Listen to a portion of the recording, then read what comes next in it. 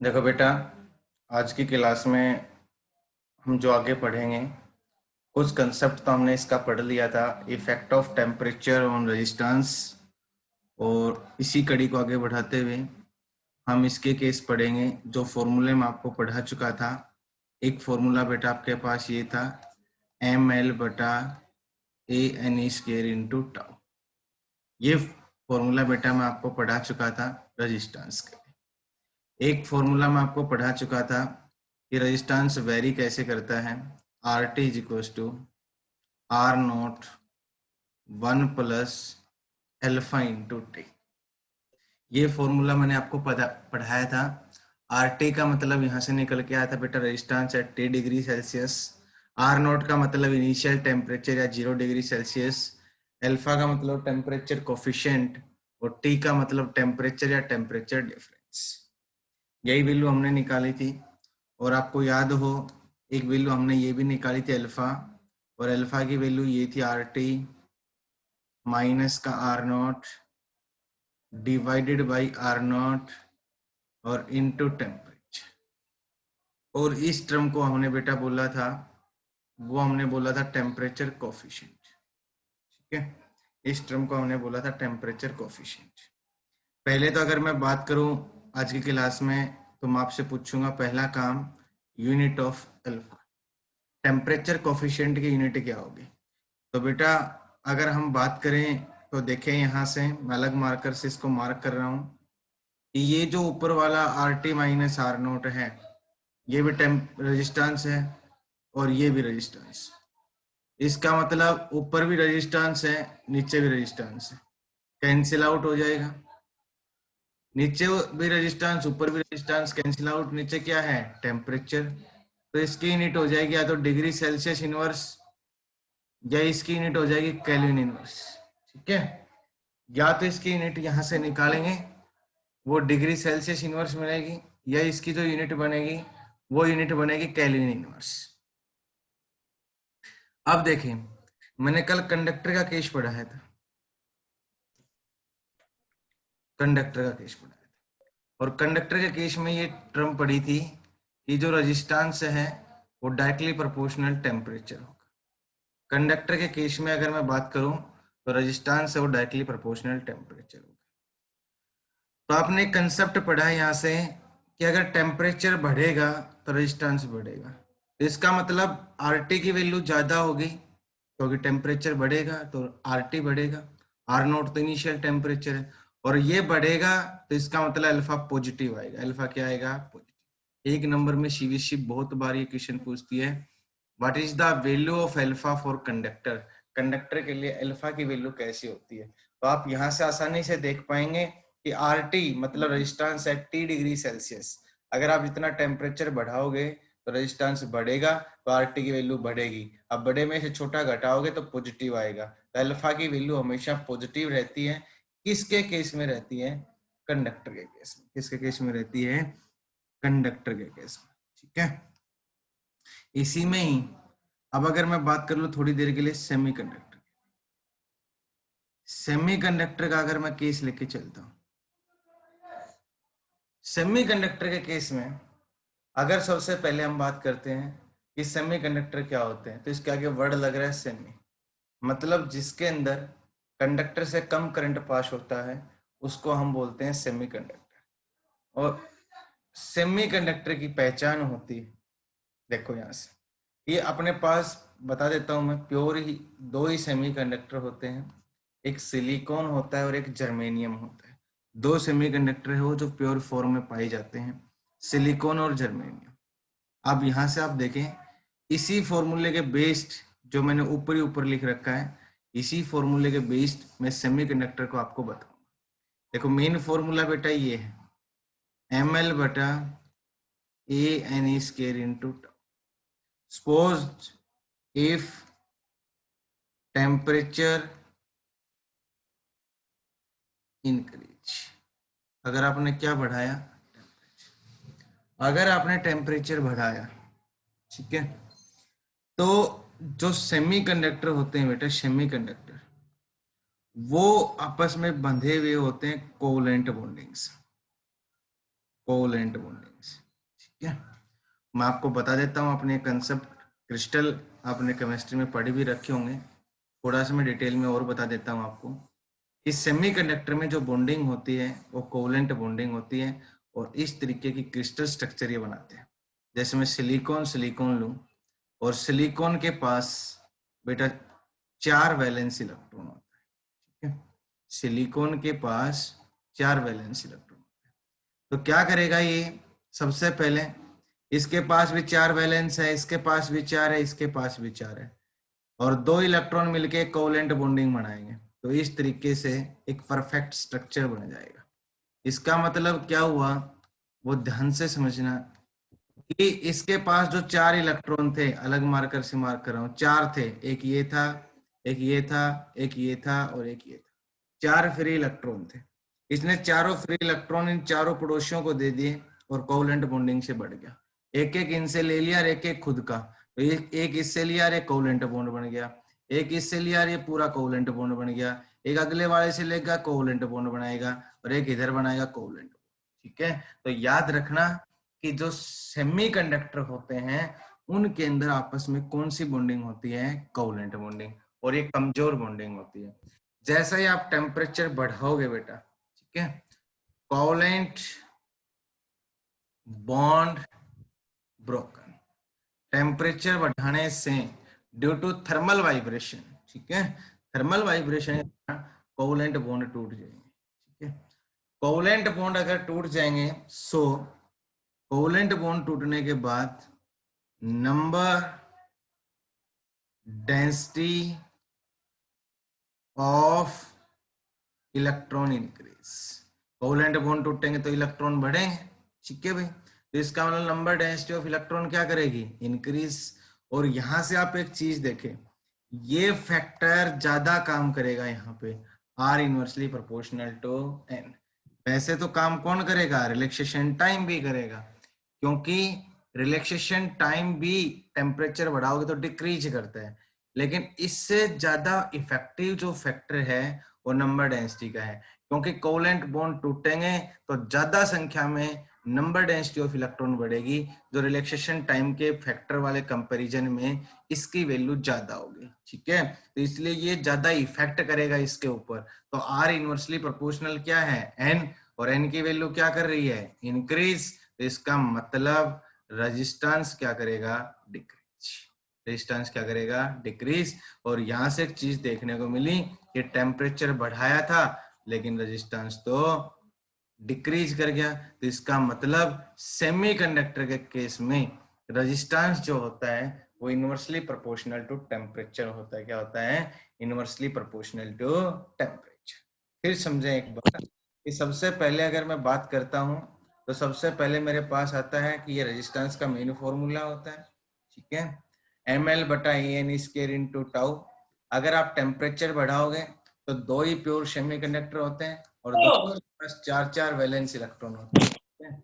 दोनों के पास जो वैलेंसी ऑफ इलेक्ट्रॉन होती है वो 4-4 होती है, और 4-4 वैलेंस इलेक्ट्रॉन होने के बाद ये चारों तरफ से कोवलेंट बॉन्डिंग से बढ़ जाता है और एक परफेक्ट क्रिस्टल ऑर्डर बना लेता है। ठीक है, जैसे मैंने एग्जांपल लिया, इसका ले लो, इसके पास 4 हैं तो एक इसको दे देगा, एक इसको दे देगा, एक इसको दे देगा, और एक इसको। दूसरों से शेयरिंग करके चारों कोवलेंट बॉन्ड बनाएंगे। बेटा माइक ऑफ कर, इसका माइक ऑन है।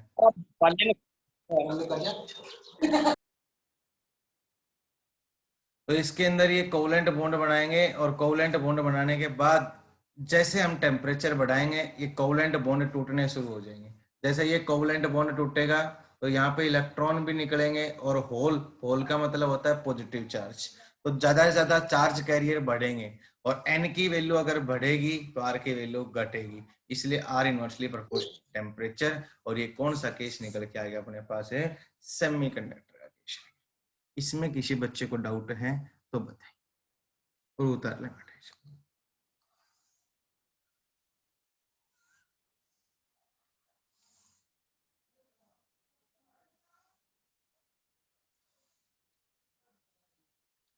शाबाश।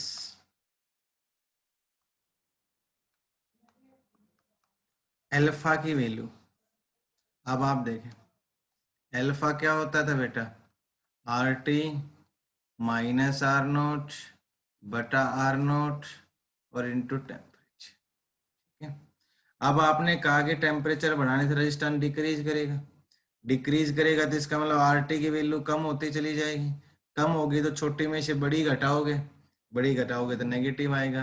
तो याद रखना कि अल्फा की वैल्यू नेगेटिव होती है, इसके लिए सेमीकंडक्टर।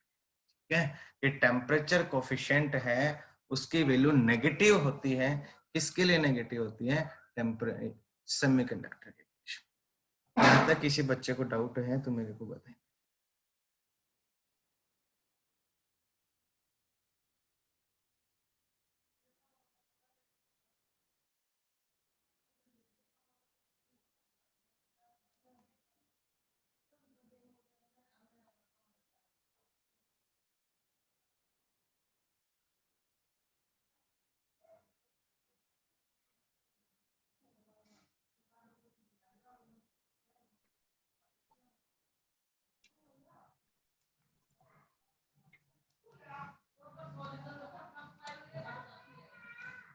उतार लिया बेटा यहाँ तक।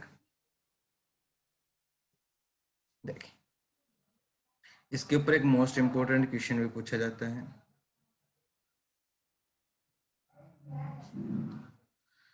मोस्ट इंपोर्टेंट क्वेश्चन क्या आता है, वाई मैग्नीन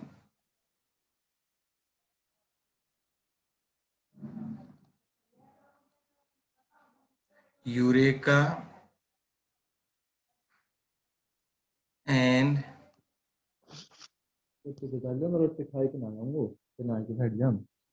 बेटा माइक ऑफ कर लें, जिसका भी माइक ऑफ है, इंद्रजीत ऑन है वो माइक ऑफ कर लें। Constant are used for making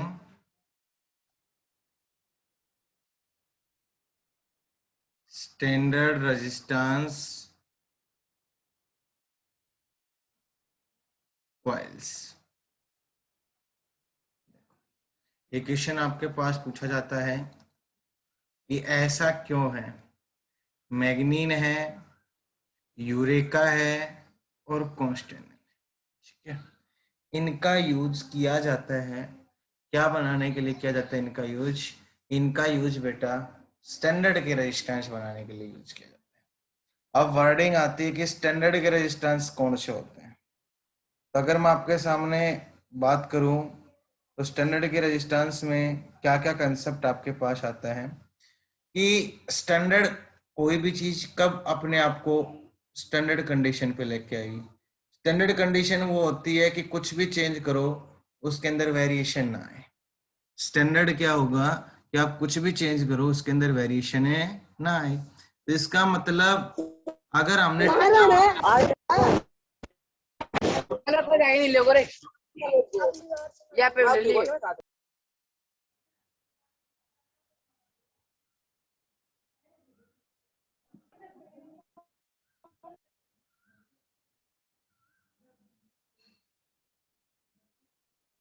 standard resistance क्या होता है, देखो स्टैंडर्ड रेजिस्टेंस की मैं बात करता हूं तो अगर हमने टेम्परेचर बढ़ाया, अगर हमने टेम्परेचर बढ़ाया तो टेम्परेचर बढ़ाने से अगर उसमें वेरिएशन ना आए या आए तो बिल्कुल स्मॉल वेरिएशन आए टेम्परेचर बढ़ाने से, अगर मैं थोड़ी देर के लिए कहूं कि अपने पास 5 ओम का रेजिस्टेंस, 5 ओम का कोई भी वायर है, मानना कि ये वायर मैग्नीन से बना हुआ है और मैग्नीन यूरेका और कांस्टेंट, ये तीनों बेटा अलॉय है। ये मैं बता देता हूं आपको, मैग्नीन यूरेका कांस्टेंट, ये तीनों अलॉय हैं और अलॉय होता है मेटल्स का मिक्सचर। किसका मिक्सचर होता है, मेटल्स का।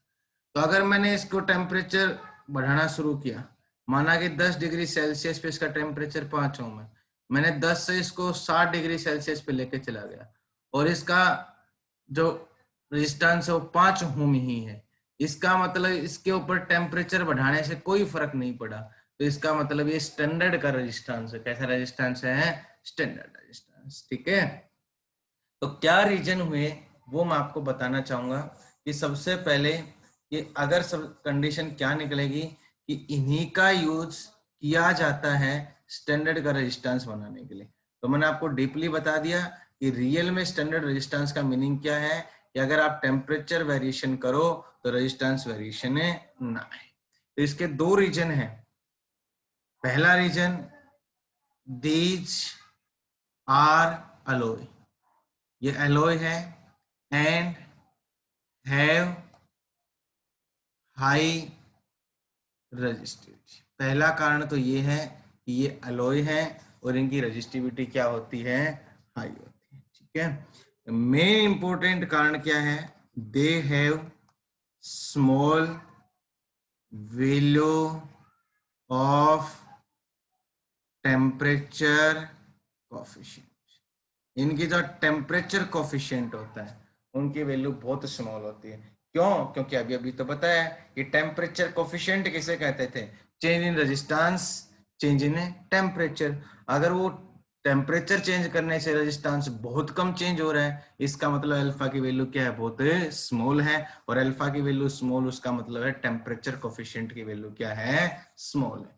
इसलिए इसका यूज किया जाता है क्या बनाने के लिए, स्टैंडर्ड का रेजिस्टेंस बनाने के लिए हम यूज करते हैं, किसका यूज करते हैं, यूरेका, मैग्नीन और कॉस्टेन।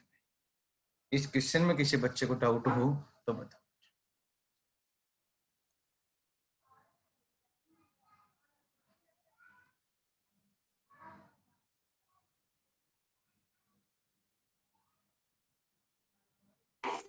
हो गया सर। थैंक यू बेटा।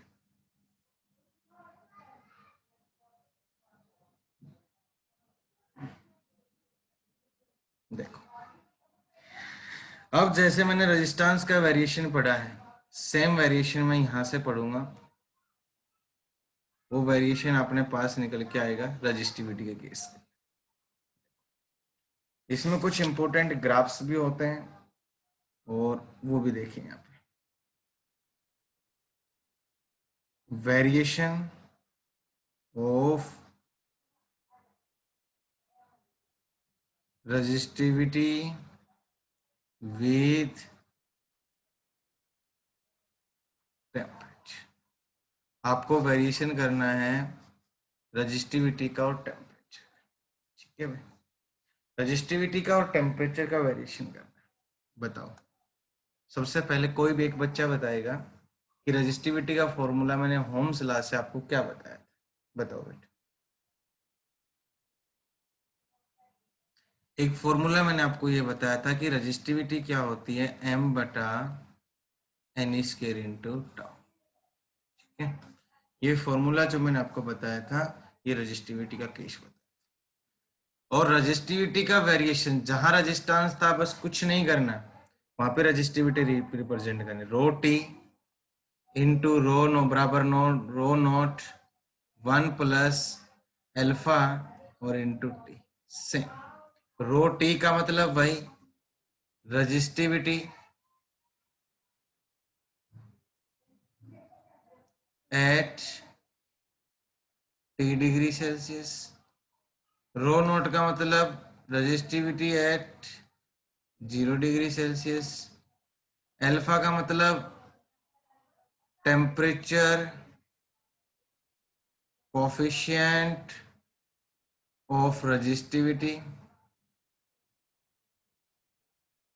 और टी टेम्परेचर डिफरेंस भी लिख सकते हो और टेम्परेचर भी लिख सकते हो। टेम्परेचर डिफरेंस भी और टेम्परेचर भी, ये वैल्यू आपके पास यहां से निकल के आएंगे। 1 मिनट होल्ड रखना बेटा।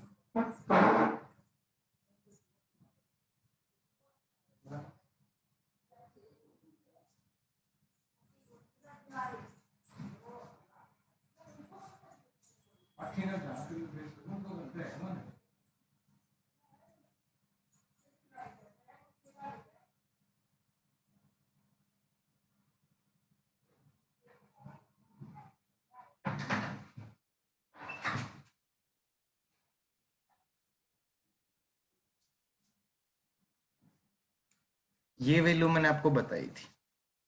अब इसमें से भी अगर मैं अल्फा की वैल्यू निकालो तो क्या निकल के आएगी, वही फॉर्मूला है, it is rho T minus rho note और इंटू टेम्परेचर। सेम कंसेप्ट, बस जहां रेजिस्टेंस था वहां पे रेजिस्टिविटी का सिंबल हमें रिप्रेजेंट करना है। पहला केस, अगर मैं कंडक्टर का केस लूं, कंडक्टर का केस, तो कंडक्टर के केस में हमें पता है कि मास ऑफ इलेक्ट्रॉन कांस्टेंट चीज है, नंबर ऑफ फ्री इलेक्ट्रॉन भी कंडक्टर में कांस्टेंट होते हैं, चार्ज भी कांस्टेंट होता है। तो कंडक्टर के केस में एक चीज वेरी करेगी, relaxation time. Relaxation time if temperature increase, अगर आपने टेम्परेचर क्या कर दिया, इंक्रीज, रिलैक्सेशन टाइम, टाउ को लिखते हैं रिलैक्सेशन टाइम, और ये टर्म करेगी डिक्रीज, क्योंकि इलेक्ट्रॉन तेज दौड़ेंगे, इलेक्ट्रॉन तेज दौड़ेंगे तो कोलिजन तेज होगा, कोलिजन तेज जल्दी जल्दी होगा तो रिलैक्सेशन टाइम क्या होगा, डिक्रीज। और रिलैक्सेशन टाइम अगर डिक्रीज करेगा तो रजिस्टिविटी बेटा इंक्रीज। तो सेम कंसेप्ट यहां से निकल के आया कि रजिस्टिविटी वो डायरेक्टली प्रोपोर्शनल होगी टेम्परेचर के, ठीक है। जैसे कंडक्टर के केस में रेजिस्टेंस की बात करी थी, तो रेजिस्टेंस भी डायरेक्टली प्रोपोर्शनल क्या था, टेम्परेचर। तो कंडक्टर के केस में अगर रजिस्टिविटी की बात करते हैं तो रजिस्टिविटी भी क्या होती है, डायरेक्टली प्रोपोर्शनल टू टेम्परेचर।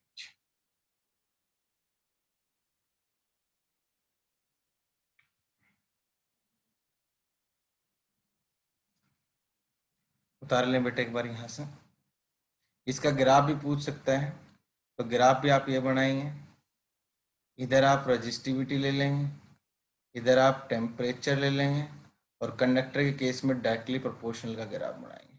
कई बार तो इसी फॉर्म में दे देगा, या आपको कहेगा draw the resistivity temperature graph for copper, copper क्या है, कंडक्टर। आपको कहे draw the resistivity temperature graph for silver, silver भी क्या है, कंडक्टर। तो कोई कंडक्टर का नाम लेके भी पूछ सकता है, या डायरेक्ट कंडक्टर से भी आपको रिलेशन बनवा सकता है, ग्राफ बनवा सकता है, रजिस्टिविटी वर्सेस टेम्परेचर, ठीक है। उतार ले बेटा इसको।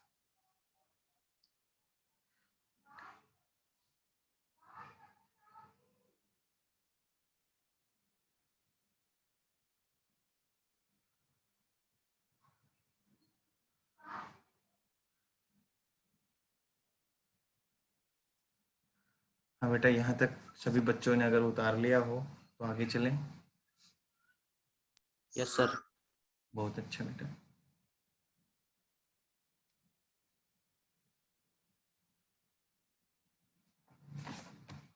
देखो, सेम केस अगर मैं बात करता हूँ सेमीकंडक्टर,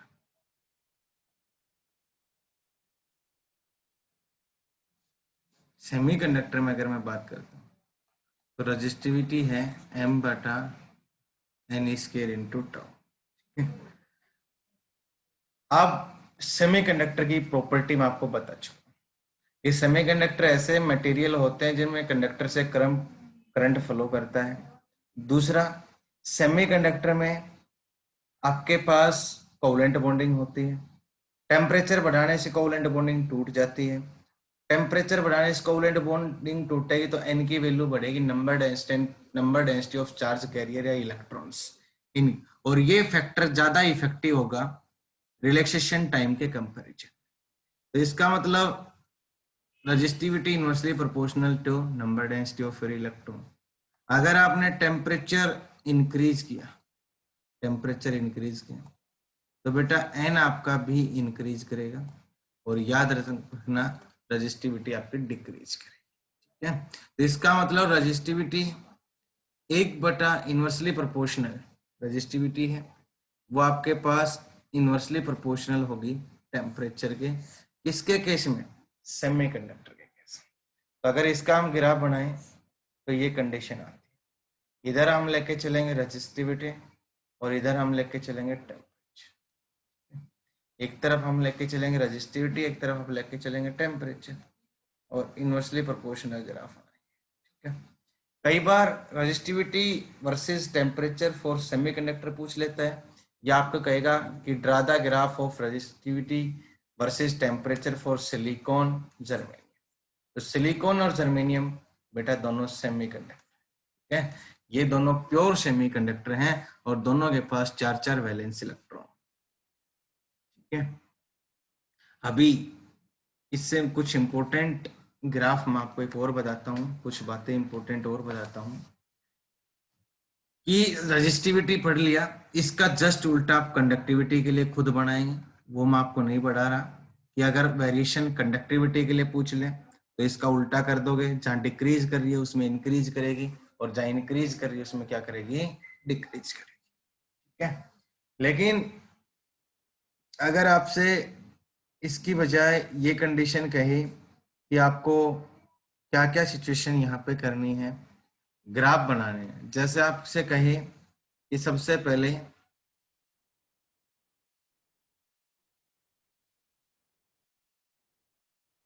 कॉन्स्टेनर,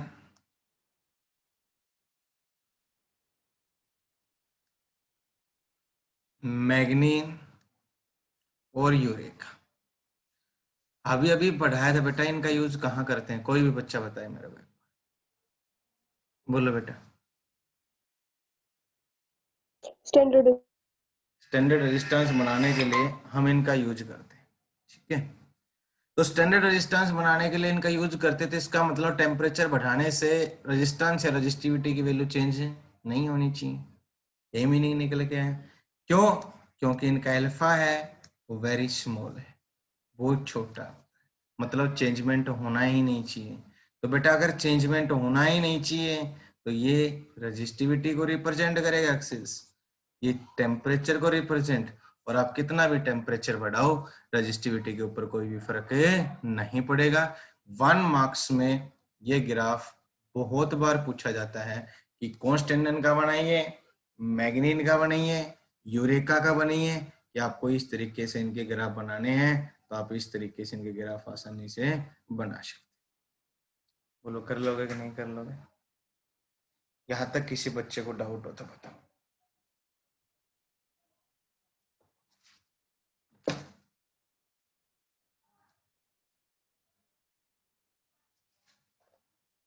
ये सारे कंसेप्ट होम्स लॉ का टॉपिक था, यहाँ तक ये सारे जो कंसेप्ट हैं ये होम्स लॉ का ही टॉपिक था, कि कैसे कैसे होम्स लॉ यहाँ पे आपने 10th क्लास में पढ़ा था, और एक होम्स लॉ आपने यहाँ पढ़ा है तो थोड़ा सा आगे बढ़ गया है, वेरिएशन वगैरह भी आपने इसके अंदर पढ़े हैं। तो इसकी लिमिटेशन भी रही होंगे, होम्स लॉ की लिमिटेशन भी है जो मैं आपको पढ़ाऊंगा, एक बार यहाँ तक सभी बच्चे उतार।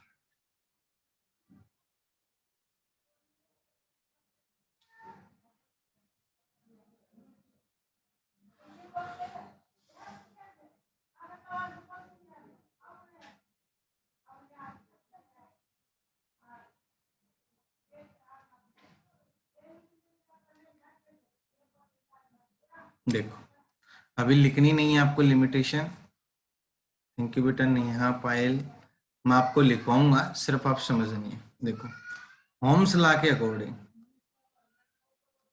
वो हम लिखते हैं V equals to I R, V equals to I R. 1 minute hold बेटा।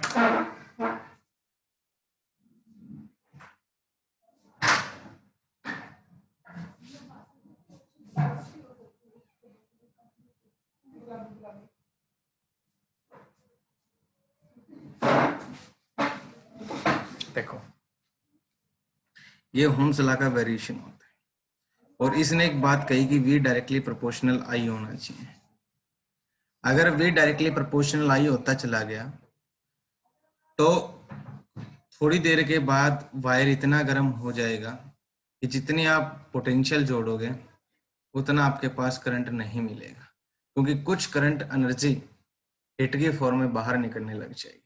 इसका मतलब थोड़ी देर तो वो होम्स लॉ को ओबे करेगा, लेकिन कुछ देर के बाद होम्स लॉ को ओबे नहीं करेगा, क्योंकि अपने वायर में हीटिंग इफेक्ट शुरू हो जाता है, तो जूल्स लॉ ने दिया था।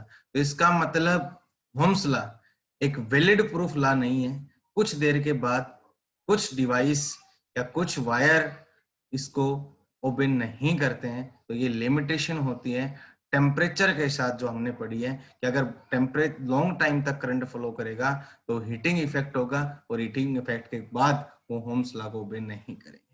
जैसे कुछ डिवाइस होते हैं, मैं लिखवाऊंगा ये सारी, कुछ डिवाइस होते हैं जैसे बेटा ट्रांजिस्टर होते हैं, डायोड होते हैं, ठीक है। ये डिवाइस होते हैं जो हम 9th यूनिट के अंदर पढ़ेंगे, सेमीकंडक्टर की यूनिट आएगी आगे, उसके अंदर पढ़ेंगे डायोड क्या होते हैं, जो अपने घर में स्विच लगे हुए होते हैं, ठीक है। डायोड, स्विच, ट्रांजिस्टर, ये हैं, ये होम्स लॉ को ओबे नहीं करते, सिर्फ कुछ कंडक्टर ही हद तक होम्स लॉ को ओबे कर पाते हैं, ये डिवाइस। तो इसका मतलब एक होम्स लॉ एक वैलिड लॉ नहीं है, और जो डिवाइस होम्स लॉ को ओबे नहीं करते वो नॉन होमिक डिवाइस कहलाते हैं। जो होम्स लॉ को ओबे नहीं करते, और होम्स लॉ को ओबे नहीं करते वो है ट्रांजिस्टर है, डायोड है, ठीक है। ये होम्स लॉ को ओबे नहीं करते, ठीक है। क्योंकि कुछ के अंदर अगर आप V बढ़ाओगे तो किसी की कर्व तो थोड़ी देर बढ़ेगी, उसके बाद अचानक ऐसे बढ़ेगी, किसी की कर्व इस फॉर्म में बढ़ेगी, कुछ देर बढ़ेगी, फिर घटेगी, फिर बढ़ेगी। तो कोई अपना ग्राफ ऐसे बनाता है, कोई अपना ग्राफ ऐसे बनाता है, लेकिन जो होम्स लॉ को ओबे करेगा उन सभी का ग्राफ स्ट्रेट लाइन आना चाहिए। कैसा आना चाहिए? स्ट्रेट लाइन आना चाहिए। इसका मतलब ये भी ओबे नहीं करता, ये भी ओबे नहीं करता, और कुछ समय के बाद ये भी ओबे नहीं करता। तो इसका मतलब ये कुछ लिमिटेशन रह जाती हैं इसकी बेटा होम्स। तो आज की क्लास बेटा खत्म होने वाली है। आज की क्लास के लिए इतना ही है, बाकी हम कल की डाउट क्लास लेते हैं या नहीं लेते उसके लिए इन्फॉर्मेशन आपके पास आ जाएगी। क्या क्या डाउट्स हैं वो आप मेरे पास भेज सकते हैं। Thank you all of you.